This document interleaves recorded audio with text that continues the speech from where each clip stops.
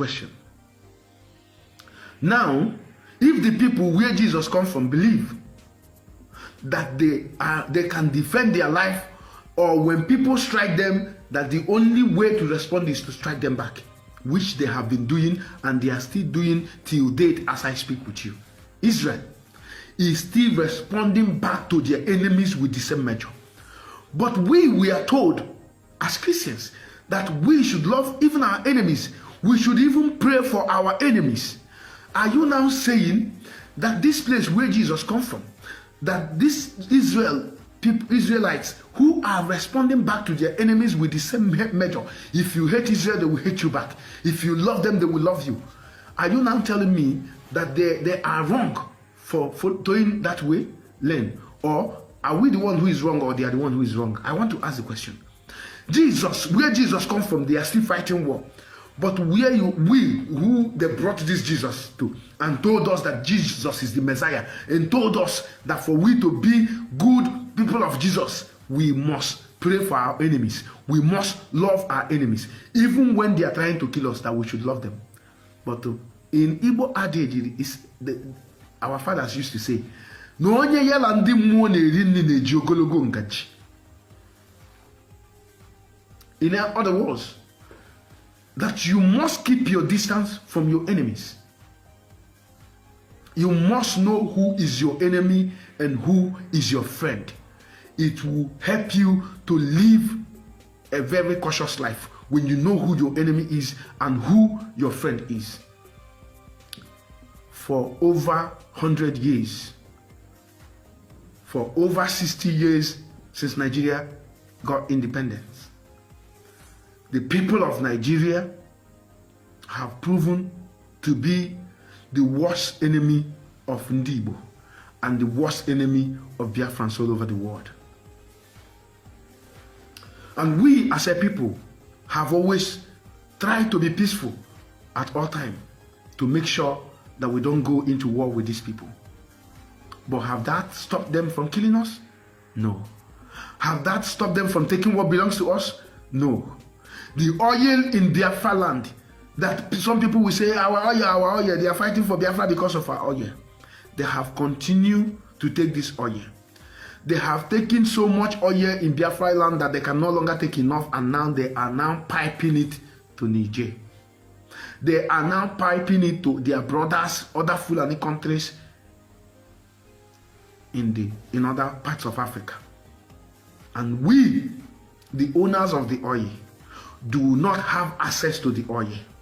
When you want to go into bunkering, if they catch you, they shoot you at sight. This oil is in your backyard. But Fulanis and the people who control Nigeria through Britain have been taking this oil for over 60 years. They have been taking this oil. And they have taken enough. They have taken more than they can consume.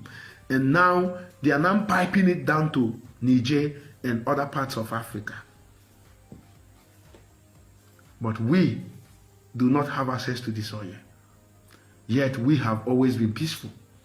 Yet we have always remained peaceful. So what is in for us in Nigeria? What have we gained by being peaceful? And why should we continue to talk about being peaceful in 2021?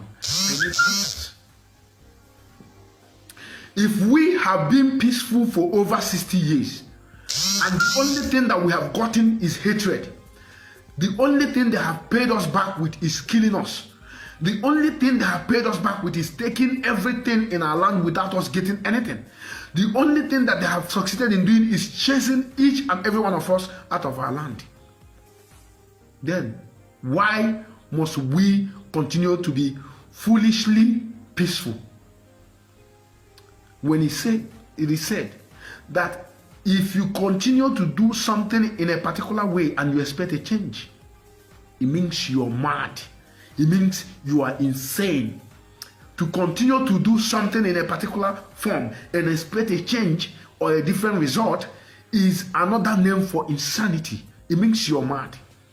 For 60 years, the people of Biafra, I'm asking each and every one of us, and to those who are preaching peace to us in 2021, they took it up from November 2020 and they are about to take it into 2021.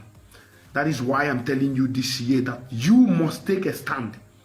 You must ignore everyone who comes on Facebook, who does not stand with IPOB or who have not been standing with IPOB. It is a time to take a stand. Let them decide where they stand. Our leader told all of you yesterday, those of you who feel insulted when our leader speak, those of you who feel annoyed or angry, those of you who are always paranoid, those of you who think you can tell us or teach us how we should speak. Because for 60 years, your religious leaders have been speaking, pastors, men of God, they have been speaking in a very peaceful voice. Your leaders, your traditional rulers, all the senators and governors in Biafra land have been speaking in a very peaceful manner. And for over 60 years, this peacefulness have brought us nothing. And now in 2021, somebody is talking to us about being peaceful. What are they afraid of, I may ask? What are you afraid of, if I may ask? This peace, that we must embrace peace, even when the peace is working against us. Even when those we are trying to bring peace to, even when those we are trying to be peaceful with is telling us that we do not, the word peace does not exist in our dictionary. The word peace does not exist in our DNA. The word peace does not exist in our mind. Why must we continue to preach this peace? Why must we continue to be peaceful towards these people who will always tell us that they can never be peaceful? Why must we continue to be peaceful to them? Why don't we try something else? And in 2020, our leader have initiated it. Our leader, Mazen Nnamdi Kanu Hamadike, one of Biafra land, he initiated the process. An eye for an eye, a tooth for a tooth. And now the enemies of freedom are not happy about it. Anybody who is not happy with this decision is an enemy of freedom. Yes. Why would you want to plug out my eye? It is a question. Why do you want to plug out my eye if you don't want me also to plug your eyes? If you don't want to have your eye, one of your eye plugged out, why then do you want to plug out the eye of another man? If you do not want to be killed, why do you go about killing other people? If you think life is valuable, why then do you take the life of others for granted? If you think that peace does not count in your DNA, it doesn't exist, why should I continue to be the one to force you to be peaceful? The Fulanis and the Northerners never wanted one Nigeria. During the colonial era, they never wanted one Nigeria. They wanted to opt out of one Nigeria. Tafawa Balewa said it. They never wanted one Nigeria. But Britain taught them and made them understand that they can gain more under one Nigeria. Because when they told them, if we are leaving, we are going to hand power over to you. You have been a loyal servant. So therefore, we are going to hand over power to you. That is only when they decided to remain in one Nigeria. And now they have realized that under one Nigeria, that they can continue to have uninterrupted access to the resources in Biafra land.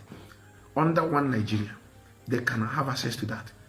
But divided Nigeria, they cannot have access to our resources.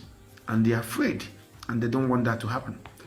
Why would you want to come and take what belongs to me, but you don't want me to take what belongs to you? Why do you want to kill me, but you're not ready? You don't want someone else to kill you? I'm asking those who are preaching peace, DJ REST0RÉ and his group. The peace that you're talking about, we cannot get Biafra through war. Biafra must be restored under peaceful means. Really? Really? Did Ojukwu not go to war after declaring Biafra? Did Nigeria not bring war to Biafrans after Ojukwu declared Biafra? Did they not bring war? Do you think you can ever be free without fighting for it? Which country, which people in the world ever got their freedom by peaceful means? Revolution is always the solution to freedom. And that is the time that we are in. It is the time for everyone to take a stand against those who do not want to stand with us. It is time to be violent towards those who want to be violent. Because the kingdom of God suffered violence, and the violence take it by force. It is the year to decide whether you want to live for something or die for nothing. It is the time to decide on where to stand, because you cannot be standing on both sides. You are either standing on one side and standing firm, because it is either Biafra or Biafra. It is either you are standing with IPOB and Mazi Nnamdi Kanu, or you stand down. Or you stand down. If you think that the measures, if you think that the strategies of IPOB is not working, listen, you hypocrites, I want to speak to you right now. Hypocrites all over the places who tell you that unity, we can achieve unity, achieve Biafra through unity. We need to bring all pro-Biafra groups together. You are ready to bring every other pro-Biafra groups together. But you do not want to align with IPOB. IPOB is the only group that you are not ready to align with. But you are willing and ready to align with every other pro-Biafra group, including saboteurs and traitors. You are ready and willing to align with them. You are ready, willing, and so willing to work with them. But you are not ready to work with IPOB. What does that tell you? That defines who you are. That defines what you stand for. You never took a stand. You never took a stand. Because those who took a stand have given their life in Biafra land. Those who have taken a stand are our volunteers. Those who are there in the bush right now, ready and willing to defend the land of Biafra, to defend your life and my life, to preserve the land of Biafra and to restore the land of Biafra. They are the ones that have taken a stand. They have taken a stand to die for Biafra or fight and live for Biafra. And we must all support them. Anybody coming against them is against your freedom. They don't love freedom. They don't want freedom. That is why your religious leaders will not tell you the truth the way IPOB will tell you. Because they know that when you know the truth, that if they allow you to read the Bible and understand what the Bible is saying, if they allow you to